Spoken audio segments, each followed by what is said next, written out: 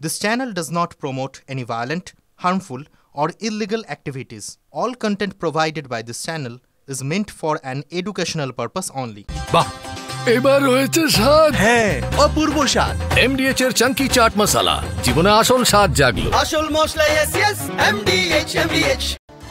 নমস্কার, TV9 বাংলায় আপনাদের আরও একবার স্বাগত জানাই। মর্নিং সুপার প্রাইম টাইম আমি শুভজিৎ রয়েছি আপনাদের সঙ্গে। কসবা কলেজে ওই ছাত্রীকে গণধর্ষণ করা হয়, তাই কলকাতায় বিজেপির ফ্যাক্ট ফাইন্ডিং টিম আসছে।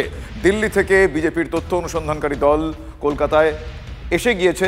প্রাক্তন সাংসদ সত্যপাল সিং এর নেতৃত্বে রাজ্যে বিজেপির ফ্যাক্ট ফাইন্ডিং টিম 4 জন রয়েছেন এই টিমে। কলকাতা থেকে ফিরে তারা জেপি নাড্ডাকে ডিটেল রিপোর্ট দেবে। এই অনুসন্ধানকারী দল তারা দেখবে যে কি কি ঘটনা ঘটেছিল, কি কি কনসিকুয়েন্সেস আছে, যাবতীয় বিষয় তারা খতিয়ে দেখবেন। কসবা কাণ্ডে অনুসন্ধানে দিল্লি থেকে এলো ফ্যাক্ট ফাইন্ডিং টিম। জন্য সেটারও পারমিশন দিচ্ছে না। তো এই রাজ্যে একটা অরাজকতা করে রেখেছে। উনি হাতরাসের টিম পাঠাতে পারেন, পেহেলগাঁওতে টিম পাঠাতে পারেন, কিন্তু যখন ভারতীয় জনতা পার্টি বা অন্য দলের কোনো টিম আসবে তখন সেগুলোকে অ্যালাউ করা হবে না। তাদের সঙ্গে চিফ সেক্রেটারি দেখা করবে না, তাদের সঙ্গে ডিজিপি দেখা করবে না। এইটা মানে একটা অগণতন্ত্র মানসিকতা সম্পন্ন সরকার চলছে। আর মুখ্যমন্ত্রী একজন মহিলা মুখ্যমন্ত্রী, জায়গাতে লাগাতার একের পর এক রেপ হচ্ছে, আর তাও এমন ইনস্টিটিউশন, মেডিকেল কলেজে হচ্ছে, ল কলেজে হচ্ছে, আর তার সঙ্গে তাদের নেতাদের যে বয়ান সেই বন্ধুবান্ধবের মধ্যে হয়ে যেতে পারে। এটা তো সিপিএমের লোক ছিল, সন্দেশকালীতে তো এটা তো চলতেই থাকে। তারপরে যদি কেউ ডেমনস্ট্রেশন দেয় তাহলে ষড়যন্ত্র করছে, তাদের হাত পা ভেঙে দেবে। এই যে মানসিকতা সম্পন্ন সরকারের ভাষা, তার কারণে এই ধরনের ঘটনা লাগাতার বাংলাতে ঘটছে। আর সবচেয়ে বড় বিষয় হচ্ছে যে বাংলাতে মহিলারা সুরক্ষিত না। যেখানে 50% উপরে মহিলা, সেখানে যদি মহিলারাই সুরক্ষিত, ল কলেজেই সুরক্ষিত না হতে পারে, এটা ল স্টুডেন্ট যেখানে পরে উকিল হবে, অন্যের জন্য লড়াই করবে, সেখানেই রেপ করে দেওয়া হয়। তো বাংলার মধ্যে মহিলাদের কোনো মানে এখানে নিরাপত্তা একদম নেই। আর সবচেয়ে আমি বারবার দুর্ভাগ্য যে বাংলাতে মুখ্যমন্ত্রী স্বয়ং মমতা ব্যানার্জি একজন মহিলা মুখ্যমন্ত্রী, তার জন্য ধিক্কার জানাই আমি। আর আমরা সময় চেয়েছি, অগ্নিমিত্রাজি আমার সঙ্গে রয়েছেন, সবাই আসলে আমরা একসঙ্গে আবার দেখব কতটা আমাদের সময় দিচ্ছে, তারপর আমরা যার বিরুদ্ধে অভিযোগ তিনি একাধিকবার এর আগে বিভিন্ন কাণ্ড ঘটিয়েছেন, শ্লীলতাহানির অভিযোগ ছিল, নন বেলেবল সেকশন ছিল, তারপরেও গ্রেফতার হয়নি, পুলিশকেও মারধর করেছেন। দেখেছি, দেখুন 2013 থেকেই ওর কাহিনী আছে।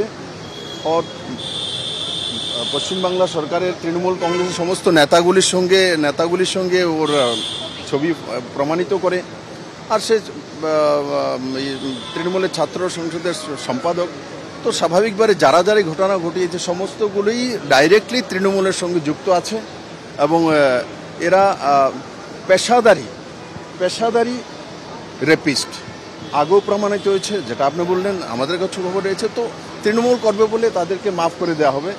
তো এই ধরনের মানসিকতা নিয়ে একটা মহিলা মুখ্যমন্ত্রী যদি রাজ্যের মধ্যে এই পরিস্থিতি তৈরি করেছে, তো এই স্টেট কনসার্ন। আমরা রিপোর্ট নিয়ে আমাদের রাষ্ট্রীয় অধ্যক্ষ জেপি নাড্ডাজিকে দেব।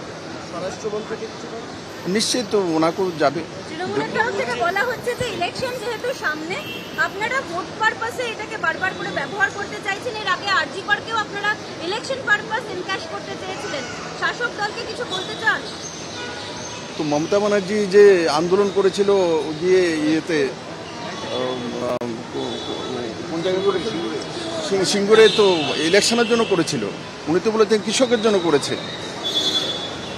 তো এইগুলো বহু মহিলা নিয়ে উনি তো রাস্তায় থাকতেন আন্দোলনকারী। তো উনি তো আন্দোলনটা ভালো বোঝেন। তো তার জন্য ওই বিষয়ে আমরা যাব না। আমরা পশ্চিমবাংলাতে মহিলার সুরক্ষা চাই, তার জন্য ভারতীয় জনতা পার্টি লড়াই করবে।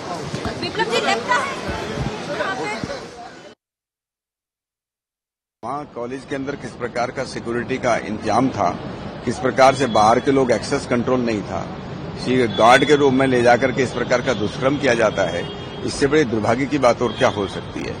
तो वहीं हम लोगों से बात करेंगे, जितने भी स्टेक होल्डर्स हैं, पुलिस ने क्या किया है, कॉलेज में क्या सुरक्षा व्यवस्था थी, और जो पीड़िता है उसके परिजनों से मिलने की हम कोशिश करेंगे। मैं विश्वास करता हूं कि वहां की जो माननीय मुख्यमंत्री है ममता दीदी, हमारी जो टीम है उसको सभी जगह जाने के लिए अलाउ करेगी। এটা যেহেতু একটি ফ্যাক্ট ফাইন্ডিং টিম, এখানে কোনো অ্যাজিটেশনের ব্যাপার নেই, কোনো ল অ্যান্ড অর্ডার ভাঙার কোনো ব্যাপার নেই। সুতরাং আমরা এটাই এক্সপেক্ট করব যে সরকার বলছে যে তারা মহিলাদের পাশে আছেন এবং সুষ্ঠুভাবে তদন্ত হবে। আমি আশা করব মমতা ব্যানার্জির সরকারের শুভবুদ্ধির উদয় হোক এবং তাদেরকে সময় দেওয়া হবে এই ফ্যাক্ট ফাইন্ডিং টিমকে। তারা কার কাছে রিপোর্ট দেবে, মাননীয় সর্বভারতীয় সভাপতি নাড্ডাজির ইনস্ট্রাকশনে আজকে এই সেন্ট্রাল টিম আসছে। সুতরাং নাড্ডাজি আমাদের সর্বভারতীয় সভাপতিকে তো দেবেনই, তার সাথে সাথে নিশ্চয়ই স্বরাষ্ট্রমন্ত্রক তাদেরকেও দেওয়া হবে, মাননীয় অমিত শাহজিকেও নিশ্চয়ই দেওয়া হবে।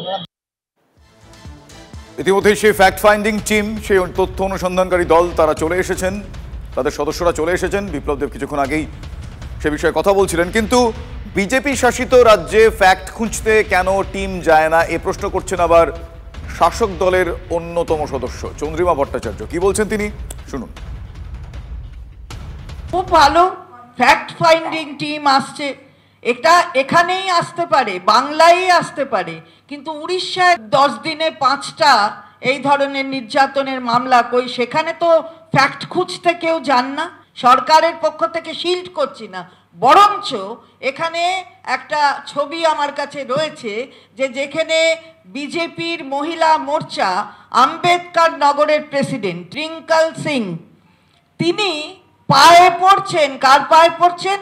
রাজ্যসভার এমপি ব্রিজলাল আইপিএস, তার পায়ে পড়ছেন যে আমার প্রতি যে অ্যাটাকগুলো হচ্ছে সেটা পুলিশ সেই যারা অ্যাটাক করছে তাদের শিল্ড করছে, সঠিকভাবে ব্যবস্থা গ্রহণ করছে না।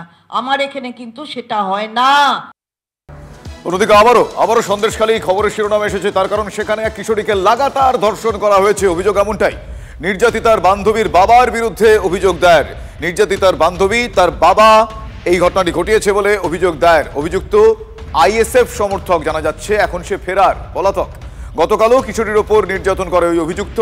কিশোরীর চিৎকারে ছুটে আসেন স্থানীয়রা। অসুস্থ অবস্থায় কিশোরীকে উদ্ধার করলেও অভিযুক্ত পালিয়ে যায়। অভিযুক্ত খোঁজে তল্লাশি ইতিমধ্যে শুরু করে দিয়েছে নাজার থানার পুলিশ। অভিযুক্ত আইএসএফ সমর্থক। 7বার ঘটনাটা ঘটেছে মনে হচ্ছে। 7বার, 7 টাইমস ধরা পড়লো। মানে প্রথম থেকে এটা কন্টিনিউ চলে যাচ্ছিল, কিন্তু গতকাল দুপুরের পরে এই ঘটনাটি দুটো মহিলার সামনে আসে। মেয়েটি চিৎকার করছিল, কিন্তু মহিলাটা পাল্টিয়ে যাচ্ছিল ছাগল বা কিছু নিয়ে।